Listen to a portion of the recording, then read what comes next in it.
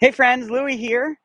Just want to give you a video version of the newsletter and to say that Katrina is due tomorrow with our little boy, and we're scheduled for Friday morning for an induction. So we're super pumped.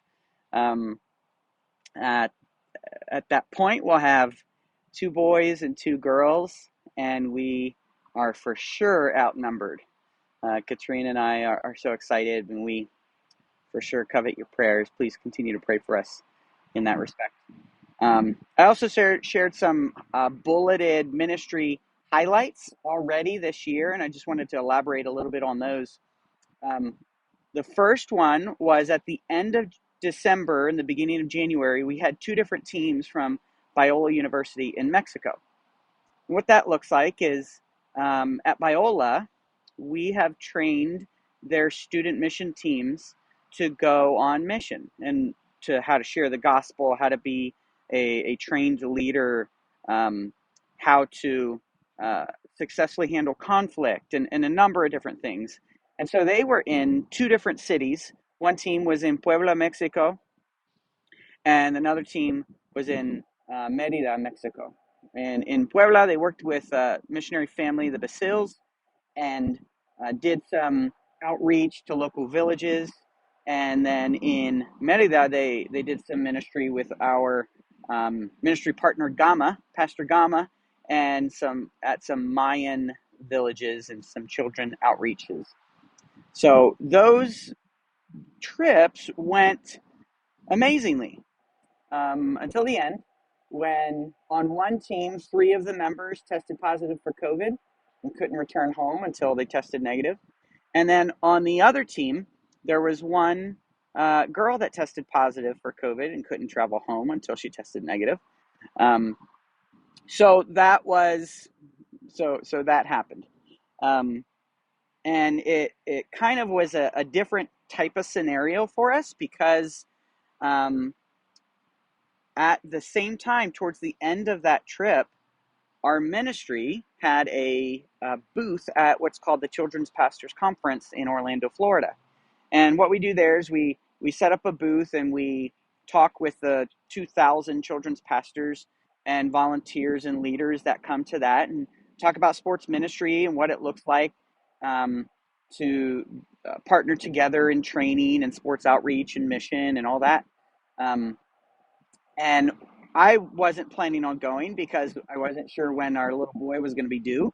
So I didn't go to Orlando. But one of my coworkers, Joe, was planning and all ready to go. But the weekend before, hearing all of this news about the two different teams, we couldn't, as a ministry, we couldn't leave one team member, that girl on one of the teams, we couldn't leave her in Mexico all by herself to recover and then come back to the States. And so my coworker Joe, who was supposed to go to CPC in Orlando, stayed home while his wife Taylor traveled down to Mexico to be with that girl who had to be in quarantine and isolated.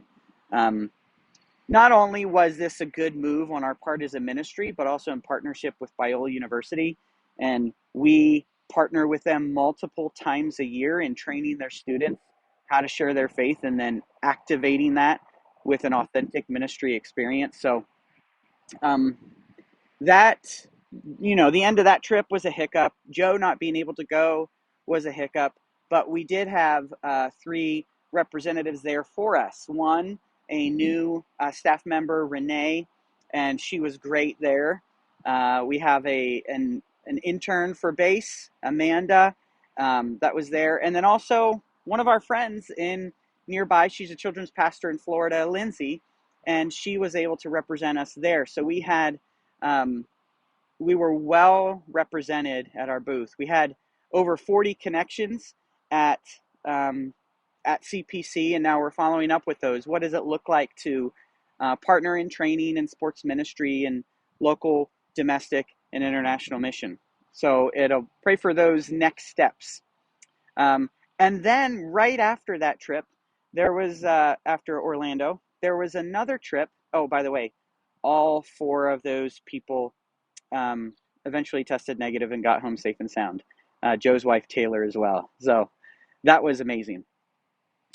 Directly after that trip, the Orlando CPC conference, there was a trip to the Dominican Republic. I, again, didn't go on that trip, but we had a couple different staff members that went on that trip. Mike, Gino, Amanda, who I just mentioned, and then also Jonathan. Jonathan is the leader of Base Mexico, recently launched just this last summer as a sister organization.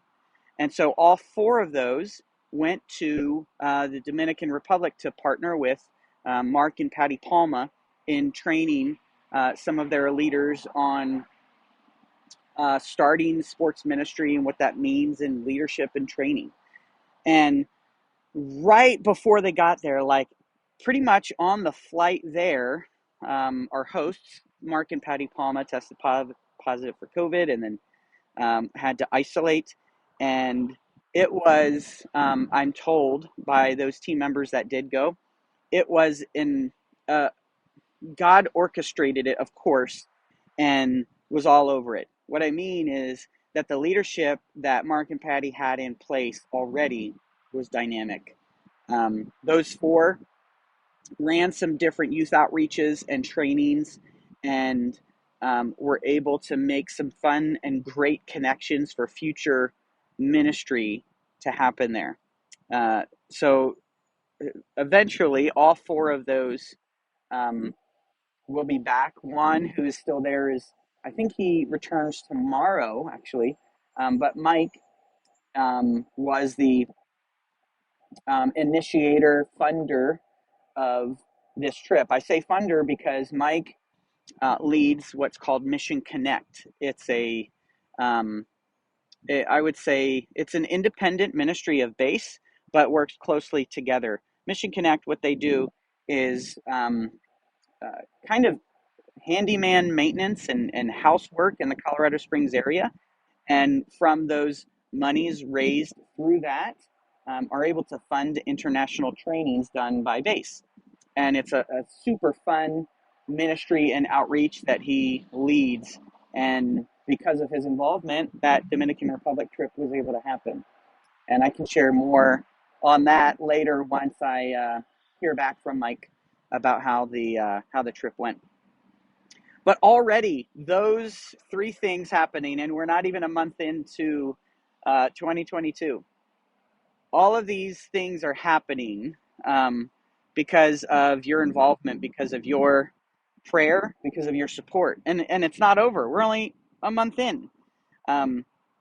Right now, I'm planning for recruitment of our summer staff. We need coaches to be able to lead at different sports camps that we have in the Northwest and around the country. So right now, I coordinate at what's called a camp fair tour at about 6 different colleges in the Northwest. One camp fair is actually tomorrow, Wednesday, at George Fox University, and then one in the following week at Whitworth University in Spokane. And at these different fairs and when we're on campus, um, it's really just setting up a booth, talking with students about, hey, what does your summer look like? And do you want to use the summer to be able to share Jesus while you coach sports? And so would you pray for us? I won't be at those because I will be home for a couple of weeks acclimating to 4 kids. But please continue to pray for that effort. And then looking forward, this summer, the plan, our hope and prayer is that we will have a full summer of ministry. I'm not exactly what that looks like right now, but I can tell you that we have a number of churches already signed up for sports camp, in that we send them a full team of 4 of our coaches, or we send them 2 of our coaches, or we just run a training with them in how to share your faith using sports ministry, or we supply the curriculum to the church. So there's those different ways that we are partnering with churches this summer. It's going to be It's going to be a lot. I know. This last summer, we had about half of the response from a normal summer. Um, and so this coming summer in 2022, I think that there will be more of a response. Some churches are more open to doing outreach events and reaching their community, and that's what we're about. We're about uh, leadership training. We're about reaching people for Christ. And I want my heart and my desire, our ministry's desire, is that anytime we partner with a person or a ministry, a missionary, a church, is that we leave that person, ministry, church, missionary, we leave them better.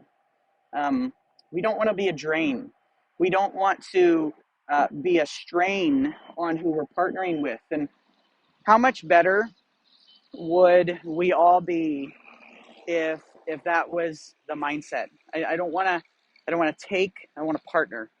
Um, and and we've heard a number of different testimonies from churches and ministries that we partner with um, to that end.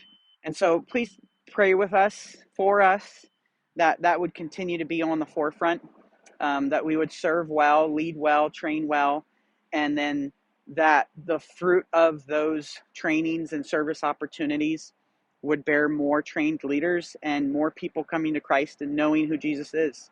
Um, that's what we're about. That's who we are. From me and Katrina and Sadie, Griffin, Penny, and our little boy soon coming. We love each and every one of you, and we appreciate the prayer and the support that you have been giving for years and hopefully years to come. Um, if you're able to pray and then also financially support us, we would be so grateful.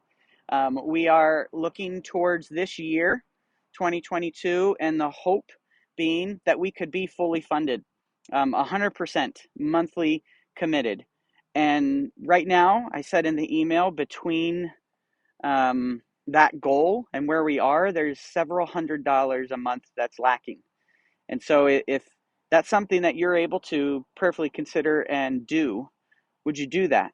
Go to baseministry.org/give and then select us as the staff members that you'd like to support.